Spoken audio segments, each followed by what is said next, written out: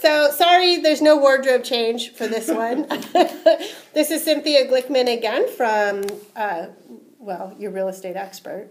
And I guess we're filming out of Robert Nagel's office. Yes. Our law expert attorney on hand here. And what we're going to share with you now is just simply the nuts and bolts of what you need to get a short sale started. So as Robert draws it up, should I go ahead and start saying, or do you want to share with the audience? We need a financial snapshot to submit to the bank.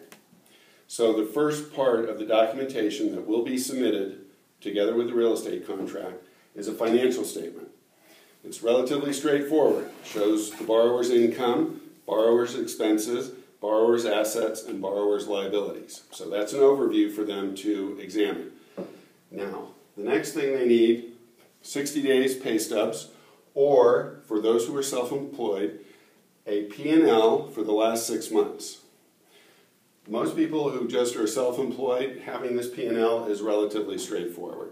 If it's a business owner who has more moving parts, we really need to sit down and go through this to make sure the numbers are compelling to the bank, because the bank is not going to sit there and try and figure this all out by themselves. We're going to make it tell a story. The next thing, 2 years tax returns. Last 2 years. Tax returns are sort of the double check for the bank on the rest of the information that they're being provided. Last thing that they need, 60 days, bank statements.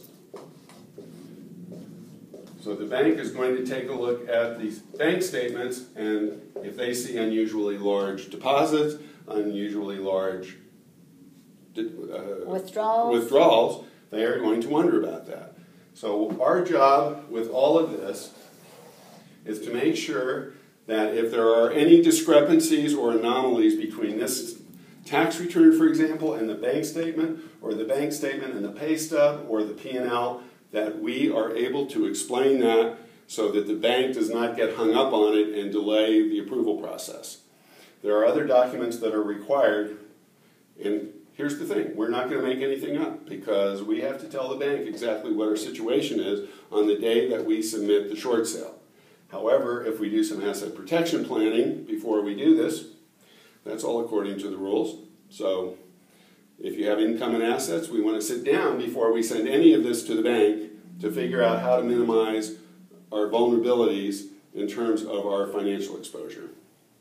So is this important to do before the short sale, or what's the timing of this? If I have income and assets and I'm the borrower, I would go in as soon as I'm considering a short sale, get a professional consultation, and it may take a couple months for us to clean everything up so that it's presentable to the bank. Sometimes we just can't list the property and sell it and then send everything off willy-nilly because we're going to raise way more questions than we're going to have answers. And here's the thing, when you send this financial information to the bank, they're not saying they're going to keep it confidential and use it for no other purpose than the short sale.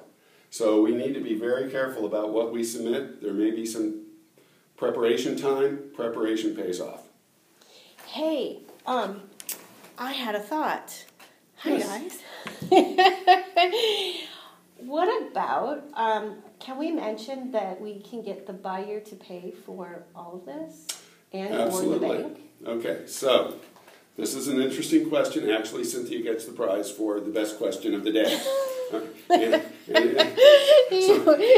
So why are we talking about this? Number one, the short sale process has become increasingly legalistic. We have a lot of laws that protect borrowers in Nevada, mediation, private right of action under Assembly Bill 284. We have a lot of work. If someone doesn't have any money in the bank and they're unemployed, let's just get the whole process started. But otherwise, we really need to think about this. So an attorney is, I think, as an attorney, recommended for overseeing the process and negotiating with the bank. And if that's the case, obviously I'm not a charity. So what we are suggesting now, because it is a seller's market and buyers are motivated, they want to get their property because they don't have any fallbacks, we can ask the buyer to pay the seller's legal fees. And at closing, when I am paid a check by the escrow officer, and all of this is disclosed to the bank, to everyone involved, so we don't have any questions about who's doing what. When I get the check, I send the check to my client, who's the seller, you. So, so just know that if that's a concern about your consult, that's actually the first consult's going to be free, and then we pursue, or as the agent, I pursue the bank and or the buyer to pay those fees. So, so you're also protected in that way, that you don't have to worry about that. So, that's it. That's it in a nutshell. That's it in a nutshell. So those are the things you're going to need. Again, we look forward to talking to you guys soon. We'd love to hear from you. My number is 702-325-2201. And Robert? 702-450-6300. 702-450-6300. Or Robert at Noggle, Noggle, law.com. Super. We'll see you guys again. Have an awesome day.